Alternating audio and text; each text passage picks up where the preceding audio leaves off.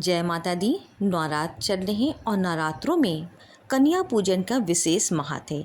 अगर आप व्रत रहते हैं तब तो आप अवश्य ही कन्या पूजन करते हैं, और अगर आप व्रत नहीं भी रहते हैं, बहुत से लोग अष्टमी नवमी को कन्या पूजन करते हैं। तो कन्या पूजन क्यों किया जाता है, ऐसी क्या बात है हम लोग नवरात्रों में कन्या पूजन करते हैं और इनका क्या महत्व है, शुभ तिथि क्या है, और जानेंगे अष्टमी नवमी कब है, अभिजीत मुहूर्त क्या है।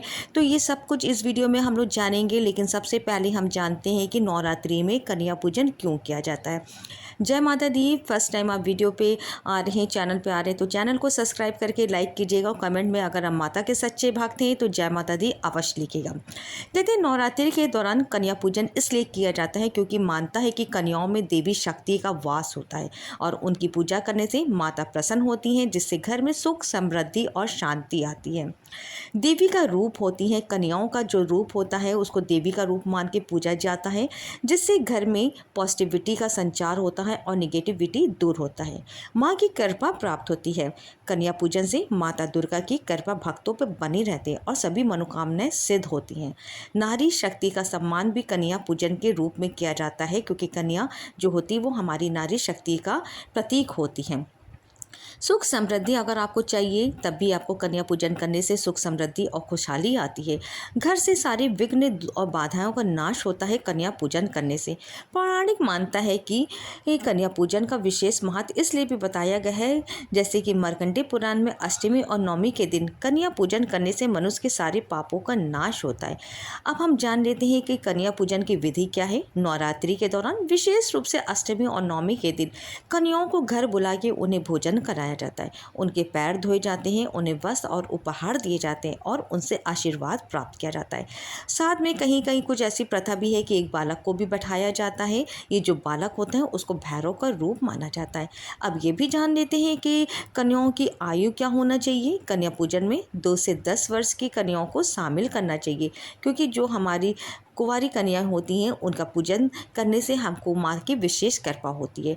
अब जान लेते हैं कि अष्टमी नवमी कब पड़ेंगी और कन्या पूजन का शुभ मुहूर्त क्या होगा, ये भी हम लोग जानते हैं।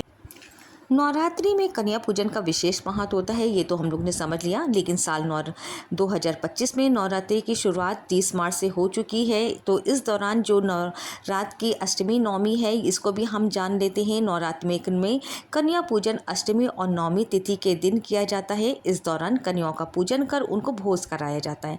जानते हैं कि नवरात्रि की डेट क्या रहेगी अष्टमी और नवमी को, और अष्टमी तिथि और कन्या पूजन का क्या महत्व है ये भी जान लेते हैं। साल 2025 में चार नवरात्रि में अष्टमी तिथि का बहुत खास महत्व होता है। कई लोग अष्टमी तिथि के दिन ही कन्या पूजन करते हैं। इस दिन कुंवारी छोटी कन्याओं को भोज कराया जाता है। ऐसा करने से माँ दुर्गा प्रसन्न होती हैं और आशीर्वाद देती है। अष्टमी तिथि 5 अप्रैल शनिवार के दिन पड़ेगी। पंचांग के अनुसार चैत मास के शुक्ल पक्ष के अष्टमी तिथि 4 अप्रैल को रात 8:12 से शुरू हो जाएगी, जिसका समापन 5 अप्रैल को 7:26 को रात में होगा। इस दिन कन्या पूजन का जो अभिजीत मुहूर्त होगा वो 11:59 से लेकर 12:49 तक की रहेगा। वहीं अगर नवमी तिथि की बात करें तो वो भी जान लेते हैं। नवमी तिथि 6 अप्रैल को रविवार को पड़ रही है। नवमी तिथि नवरात्रि का आखिरी दिन माना गया है। कई लोग इस दिन कन्या पूजन करते हैं, तो इस दिन कन्याओं को भोज कराया जाता है। कन्या पूजन में एक के बटुक जो होता है जिसको भैरव कहते हैं। तो पंचांग के अनुसार नवमी तिथि कब है वो भी जान लेते हैं। चैत मास के शुक्ल पक्ष की नवमी तिथि 5 अप्रैल को रात 7:26 पे शुरू हो जाएगी, जिसका समापन 6 अप्रैल को 7:22 पे रात में होगा। इस दिन कन्या पूजन का जो अभिजीत मुहूर्त होगा वो 11:58 से लेकर 12:49 तक की रहेगा। तो कन्याओं को हमें क्या भोग लगाना चाहिए ये भी जान लेते हैं। इस दिन कन्याओं को हलवा पूरी छोले का भोजन कराया जाता है। मानता है कि माँ दुर्गा को हलवा अति प्रिय है। साथ ही इस दिन कन्याओं को अपनी क्षमता के अनुसार दक्षिणा दें, साथ ही श्रृंगार का सामान दें। अंत में उनके पैर छुए और उनका आशीर्वाद लें।